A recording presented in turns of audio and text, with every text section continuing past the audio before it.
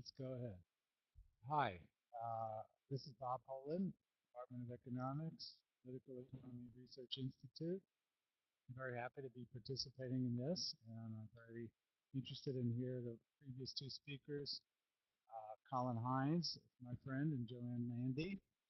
And I want to pursue further the idea of the Green New Deal and the centrality of it, both the short-term solution to the economic crisis and a long-term transition to a sustainable economy.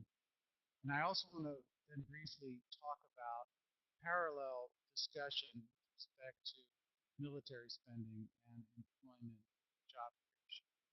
Okay, so we heard Colin give a very good discussion about the movement for Green New Deal in Britain and the potential for very large-scale job creation. Well, the same kind of case is absolutely apt to the United States as well.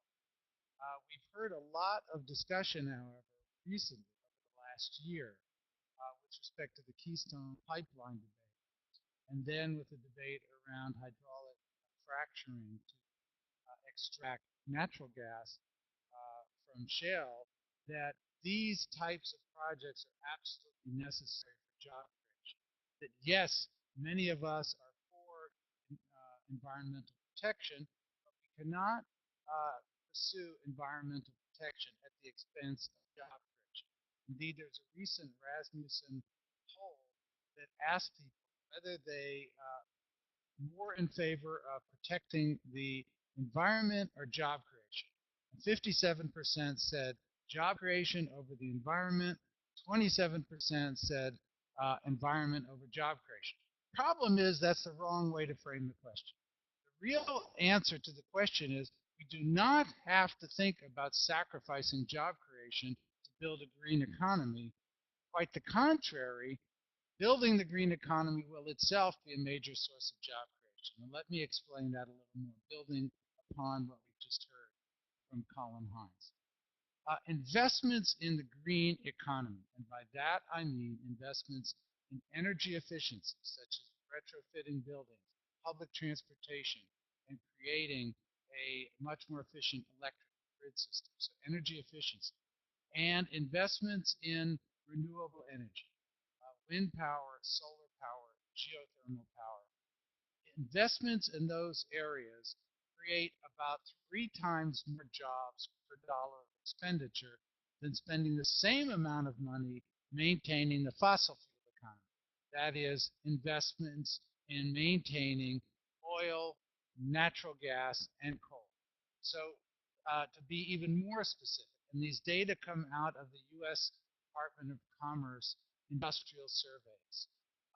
Investing in the green economy will create about 17 jobs per $1 million of expenditure, whereas spending money in the fossil fuel economy creates about 5 jobs. So that is, again, more than 3 times more jobs per dollar of expenditure. So the project of building the green economy, let's say the project is at roughly 1% of U.S. GDP per year, that spending goes into the green economy, and that we take the money out of the fossil fuel economy. That's about $150 billion to $200 billion a year. We do that transition. In doing that, we create about 2 million jobs. So the project of building the green economy is not bad for jobs, it's good for jobs.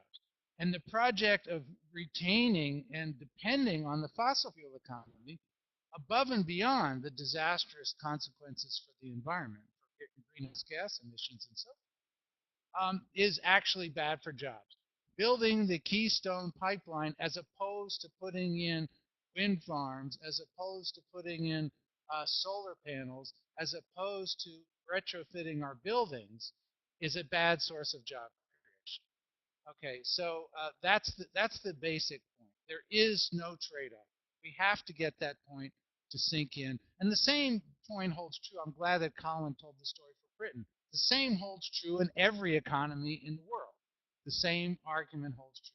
Building the green economy will be a major source of job creation for a generation throughout the world, as in addition to enabling us to prevent the catastrophic ecological effects of climate change. Now, briefly, I want to tell a parallel story with respect to military spending, because in the U.S. we have this major debate now about the fiscal deficit and about ways to cut the fiscal deficit. One of the ways that has been identified, though it is opposed by all the political class, Democrat, Republican, Obama administration, Defense Department, and so forth, is cutting the military budget. And cutting the military budget, the argument that is most prominent now as the reason for not cutting the military budget, and therefore for cutting spending on social spending, on health care, on public schools, on Social Security. The argument with respect to military spending is it is a major source of job creation. Now, the same type of argument holds. Of course, military spending does create a lot of jobs. It has to. We spend $700 billion a year, almost 5% of US GDP, on the military. How could it not create a lot of jobs? It creates about 6 million jobs. But that's not the right question. The right question is, if we spent the same money doing something else, for example, building the green economy, or for example, defending and protecting and building up our educational sector, would we create more jobs or less jobs? And the short answer is, again, we would create about 2 to 3 times more jobs. To give another simple example, if we spend $1 million in the military economy, you create about 11 jobs. If you spent the same $1 million in education, you will create 27 jobs. 2.5 times more jobs spending on education than you create by spending on the military. Now, finally, let me just combine the 2 points. Let's think about a transition whereby we shifted 25% of spending on the military and 25% of spending on fossil fuels and shifted those into the green economy and into education. What would be the impact on jobs? The impact would be about net out 5 million jobs increase relative by spending on education and the green economy relative to spending on fossil fuels and the military economy. And just to give you some scale of how significant that is, doing that alone would reduce the unemployment rate in this country now by 3 percentage points.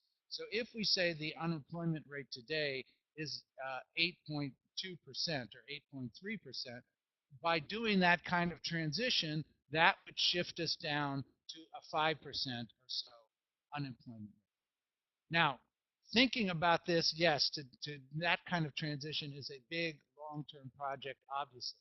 But movements in that direction over the short term will yield the positive employment benefits as well as the positive ecological benefits, and as well as turning us into a more peaceful, decent, rational society.